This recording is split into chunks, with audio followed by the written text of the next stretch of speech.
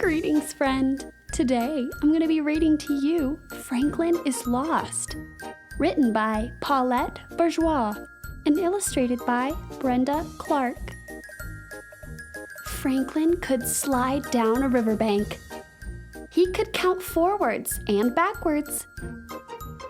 He could zip zippers and button buttons. He could even walk to Bear's house all by himself.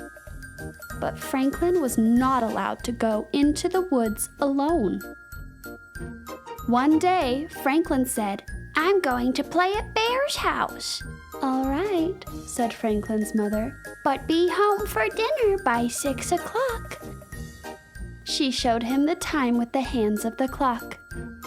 "And Franklin," she warned, "don't go into the woods alone." Franklin raced down the path, over the bridge, and across the berry patch. Bear was there. Fox was there. Goose and Otter were there. "I'm here," huffed Franklin. "What are you playing?"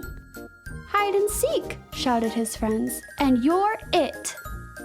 Franklin started counting. Hide and seek was his favorite game. He wasn't very fast, but he was very clever. He knew Bear always hid in the berry patch. Franklin looked around. He saw a shaggy paw swipe at a branch of berries.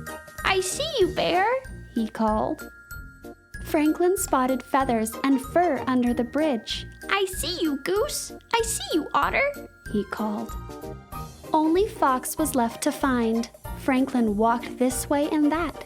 He looked into bushes and searched under logs. He walked along the path and over the bridge, and without even thinking, he walked right into the woods. He looked into burrows and all around trees. Franklin searched everywhere, but he couldn't find Fox. Fox wasn't in the woods at all. He was hiding inside Bear's house. After a while, he shouted, "Can't catch me!" But Franklin couldn't hear him. He was too far away. "Where's Franklin?" asked Fox. Nobody knew. They waited a long time. Bear's tummy grumbled. Finally, Goose said, "It's almost 6 o'clock. Franklin must have hurried home for supper." "Of course," they said, and off they went.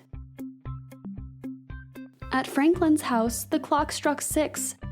Franklin's parents were annoyed. Their supper was ready. By 6:30, they were worried and went looking for Franklin. Franklin's father searched along the path. "Franklin," he called, "where are you?" Franklin's mother talked to his friends. "Where's Franklin?" she asked Bear. "Where's Franklin?" she asked Otter and Goose. "Where's Franklin?" she asked Fox. Nobody knew. Now they were worried, too. It was getting dark. Franklin turned one way and then another. Every tree looked the same. Every rock looked the same. He couldn't find the path. "I'm lost," said Franklin in a tiny little voice. He couldn't remember which way he had come. He didn't know which way to go. He was tired and frightened and all alone.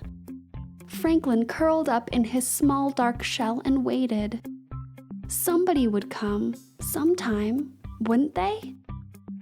Dark shadows flitted across the rocks. "Who's there?" whispered Franklin, but no one answered because it was the clouds blowing across the face of the moon. "Who? Who's there?"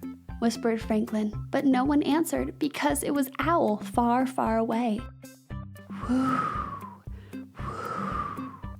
Who's there?" whispered Franklin, but no one answered because it was the wind whistling through the trees. Franklin tried to sleep, but every sound made him jump. He was humming himself a little tune when he heard crick, crick, crick, crick, crick, crick, squish. "Who's there?"